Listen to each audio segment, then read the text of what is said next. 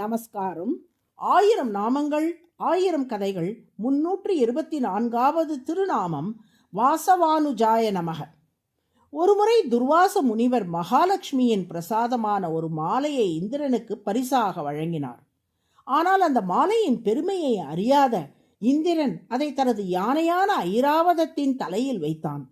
அந்த யானை செய்வதறியாது அம்மாலையை துதிக்கையால் எடுத்து காலடியில் போட்டு மிதித்து விட்டது.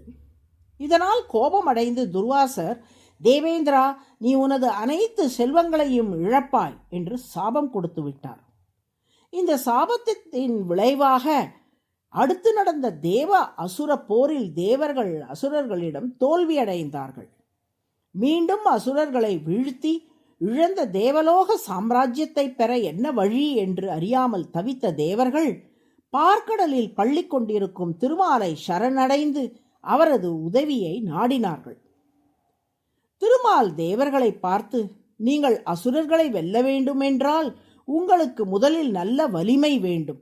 எனவே பார்க்கடலை கடைந்து அதிலிருந்து அமுதத்தை எடுத்து நீங்கள் பருகினால் நல்ல உடல் வலிமையும் நீண்ட ஆயுளும் பெறலாம். அதன் பின் நீங்கள் அசுரர்களை எதிர்த்து போர் புரிந்தால் வெற்றி உங்களுக்கே என்று கூறினார். வலிமை இழந்து நிற்கும் எங்களால் எப்படி பார்க்கடலை கடைய முடியும் என்று தேவர்கள் வினவிய போது, நீங்கள் அசுரர்களுக்கும் அமுதத்தில் பங்கு தருவதாக சொல்லி அவர்களையும் கூட்டு சேர்த்து கொள்ளுங்கள். முடிவில் அமுதம் அவர்களுக்கு கிடைக்காதபடி நான் பார்த்து கொள்ளுகிறேன் என்று ராஜதந்திர ரீதியில் ஆலோசனை வழங்கினார் திருமால்.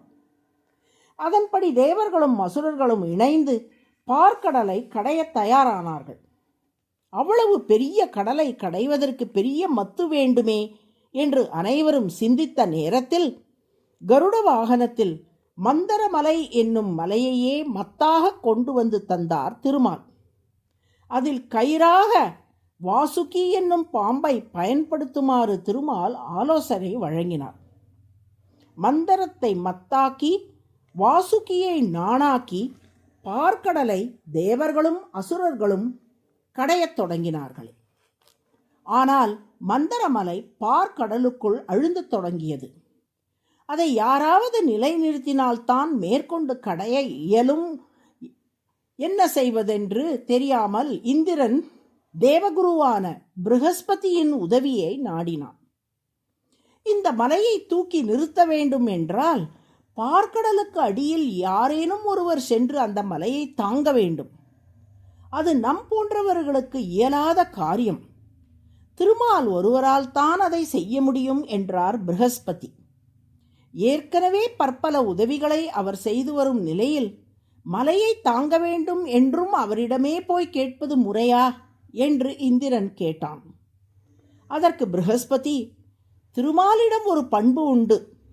நீயே கதி என்று அவரது திருவடிகளை ஒருவன் பிடித்து கொண்டு விட்டால் அந்த பக்தனுக்காக எதையும் செய்வார் திருமால். அவரை சரணடை, அவர் காப்பார் என்றார் ப்ரஹஸ்பதி. இந்திரனும் திருமாலை சரணடையவே ஆமை வடிவில் கூர்மாவதாரம் செய்தார் திருமால். ஆமை வடிவில் வந்த திருமால் இந்திரனை பார்த்து, இந்திரா, நீ மேலே இருந்து பார்க்கடலை கடைவாயாக.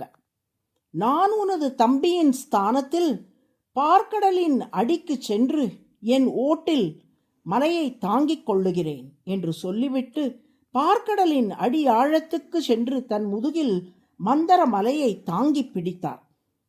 பார்க்கடல் கடைந்து முடிக்கும் வரையில் மலையை தாங்கிக் கொண்டே இருந்தார். பின் அமுதை பெற்று தேவர்களும் அசுரர்களை வீழ்த்தினார்கள் என்பது வரலாறு.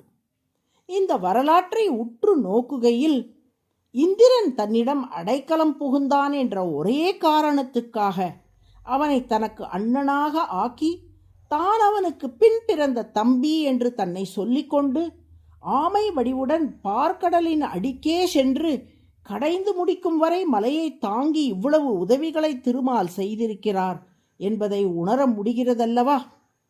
இந்த குணத்தை விளக்குவது தான் வாசவானுஜ என்ற சகஸ்ரநாமத்தின் 324வது திருநாமம்.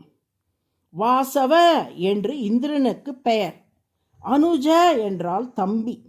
தன்னை சரணடைந்த இந்திரனை காப்பதற்காக அவனுக்கு தம்பியாக கூர்மமூர்த்தியாக திருமால் அவதரித்தபடியால் அவர் வாசவானுஜக என்று அழைக்கப்படுகிறார். வாசவானுஜக என்றால் இந்திரனின் தம்பி என்று பொருள். வானுஜாய நமக என்று தினமும் சொல்லி வரும் அன்பர்கள் வாழ்வில் நேரும் அனைத்து தடங்கல்களையும் திருமால் போக்கி அவர்களுக்கு வேண்டியதை அருளி காப்பார். நாராயண நாராயண.